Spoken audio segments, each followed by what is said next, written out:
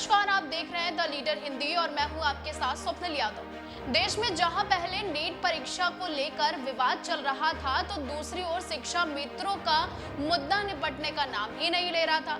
लेकिन इसी बीच एक मुद्दा और गरमाया और ये मुद्दा भी सरकारी शिक्षकों की उपस्थिति को लेकर है।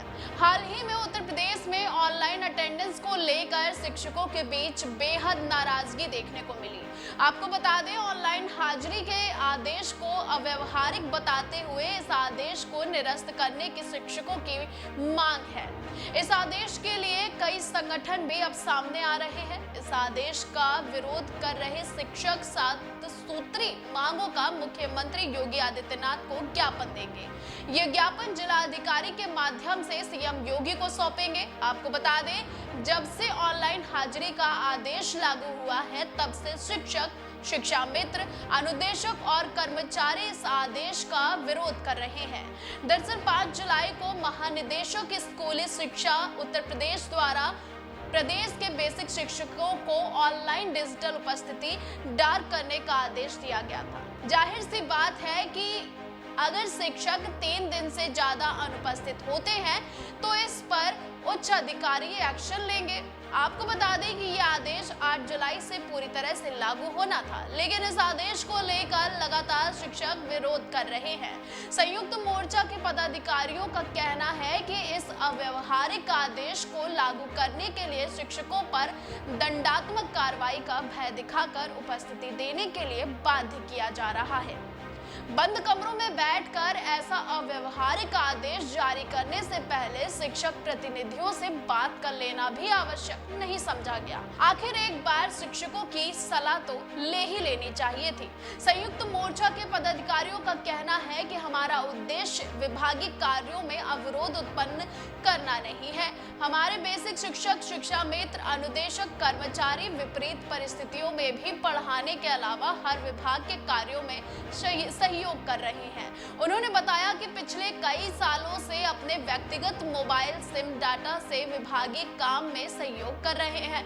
विभाग अगर शिक्षकों के सम्मान की रक्षा नहीं कर सकता तो शिक्षक भी गैर शैक्षणिक कार्यों में सहयोग नहीं करेंगे। प्रांतीय नेतृत्व का स्पष्ट कहना है कि जब तक मूलभूत समस्याओं का निस्तारण नहीं हो जाता, तब तक ये संघर्ष जारी रहेगा। तो ये तो बात थी शिक्षकों के संघर्ष की, लेकिन शिक्षकों की मांग क्या है, वो सरकार से क्या चाहते हैं, चलिए हम आपको बताते हैं कि शिक्षकों की 7 सूत्री मांगे क्या है। मीडिया रिपोर्ट्स की माने तो शिक्षकों की पहली मांग ये है कि ऑनलाइन डिजिटल उपस्थित शिक्षकों की सेवा के परिस्थिति के दृष्टिगत नियमों और सेवा शर्तों के विपरीत है, इसे तत्काल प्रभाव से निरस्त किया जाए। वहीं आपको बता दें कि शिक्षकों की दूसरी मांग है कि सभी परिषदीय शिक्षकों को अन्य कर्मचारियों की तरह 30 अर्जित अवकाश, 15 हाफ डे अवकाश और 15 आकस्मिक अवकाश के साथ साथ अवकाश में बुलाए जाने पर प्रतिकर अवकाश प्रदान किया जाए।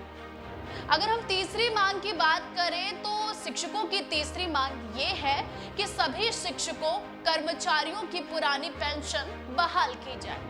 वहीं चौथी मांग की ओर ले चलते हैं आपको कि सभी विद्यालयों में प्रधानाध्यापक के पद बहाल करते हुए पदोन्नति की प्रक्रिया को पूर्ण किया जाए।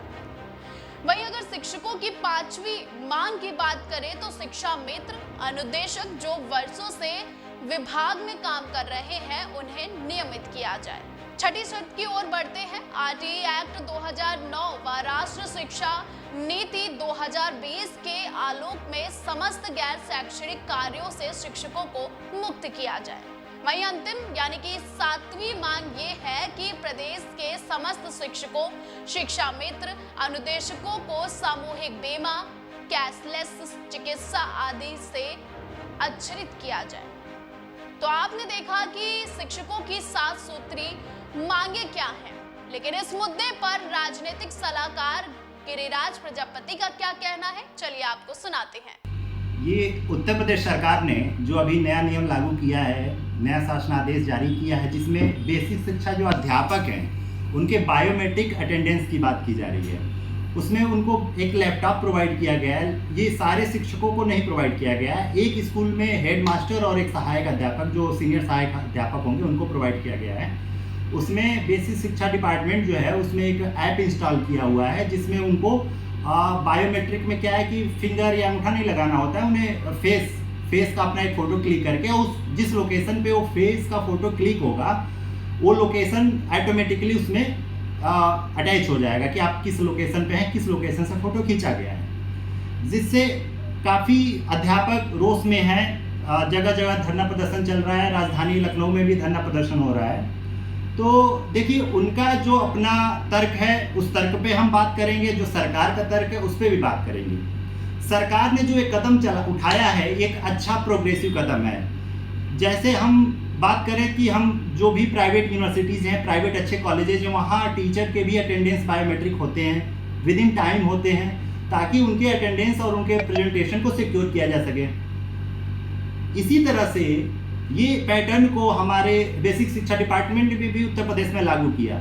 लेकिन किसी भी नियम को लागू करने से पहले हम अपने education authority, education body, education system को स्ट्रॉन्ग कर लेना होता है, ताकि वो नियम कानून अच्छे से इम्प्लीमेंट हो जाए। लेकिन यही लैक हो गया है। जैसे कि कुछ अध्यापकों से मैंने बात किया डिबेट में आने से पहले, उन लोगों ने मुझे बताया कि जो टैबलेट है उसको खुलने में आधे घंटे लग जाते हैं। टाइम भी हमें लिमिटेड दिया गया है कि इस समय के अंतराल में हमें अपना अटेंडेंस दे देना है, लेकिन लैपटॉप ही खुल रहा है आधे घंटे बाद, जो एक एग्जीक्यूशन में समस्या क्रिएट कर रहा है इस नियम को। दूसरा, उन्होंने बताया कि जो ऐप है उसकी प्रोसेसिंग सही से नहीं है, सही से चल नहीं रहा है। 2 टीचरों के पास यदि दोनों एब्सेंट हो गए तो बाकी टीचर का अटेंडेंस का क्या होगा। तो इस तरह की समस्या बड़ा बेसिक्स हैं जिनको देखना पड़ेगा। तो बेसिक जो सरकार का जो अप्रोच था वो तो पॉजिटिव अप्रोच था कि अटेंडेंस सिक्योर किया जा सके, लेकिन जो अध्यापकों का अप्रोच है कि एग्जीक्यूशन, आपने कोई मैकेनिज्म, कोई सिस्टम नहीं बनाया और नियम लागू कर दिया, जिससे परेशानियां आ गई हैं। साथ में वो लोग एक और समस्या को लेके यहाँ पे धरने पे बैठे हुए हैं। उनका ये कहना है, और ये वास्तव में अच्छा पॉइंट भी है, उनकी छुट्टियाँ जो हैं ईएल जिसको बोलते हैं, अर्न लीव, जो पेड लीव होता है, वो बहुत लिमिटेड है, बहुत कम है। वो चाहते हैं कि अन्य राज्य सरकारों के जो कर्मचारी जिनकी जितना उनको ईएल मिलता है उतना ईएल हमें भी कर दिया जाए, साल में 31 दिन का, शायद, यदि मैं सही हूँ तो। साथ में उनका जो सीएल है, कैजुअल लीव है, वो ये कह रहे हैं कि आप उसको हाफ डे में कन्वर्ट कर दीजिए। मतलब कि यदि हम सुबह आने में देर कर दिए, 1 आध घंटे लेट हो गए और हम अपना फेशियल रिकॉग्निशन अटेंडेंस नहीं दे पा रहे हैं, तो आप हमें हाफ डे के बाद अटेंडेंस देने का मौका दीजिए। या फिर यदि मुझे हाफ डे के बाद समय से पहले जाना है तो मैं अगले हाफ डे का, मतलब हाफ लंच के बाद का मैं छुट्टी ले लूँगा। तो ये हाफ सीएल को करना भी जरूरी है, तभी एक अच्छा एक एग्जीक्यूशन हो पाएगा इस नियम का और इसका। साथ में एक और बात है, आप हमारे अटेंडेंस अध्यापकों का ये भी अच्छा कहना है कि आप हमारे, और आम जनता भी यही कह रही है। मैंने कई आम जनता के बारे में बात किया, उनसे भी बात किया। मैं खुद भी ऐसा ओपिनियन रखता हूँ कि आप शिक्षक को सिर्फ शिक्षा के कार्य के लिए इस्तेमाल करिए।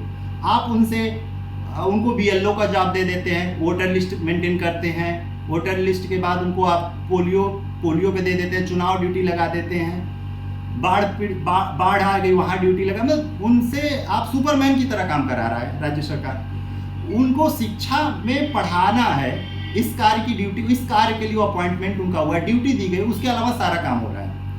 ये एक आम जनता की भी पीड़ा है, वेदना है कि आप शिक्षकों से शिक्षक का काम करवाइए, और ये होना चाहिए। क्वालिटी एजुकेशन के लिए बहुत जरूरी है कि जो जिस काम के लिए चुना गया उससे वो काम कराया जाए। उनसे सिर्फ और सिर्फ यदि एजुकेशन का कार्य करवाया जाता है तो शायद क्वालिटी, स्टेट का क्वालिटी एजुकेशन अच्छा हो और इन्हांस हो।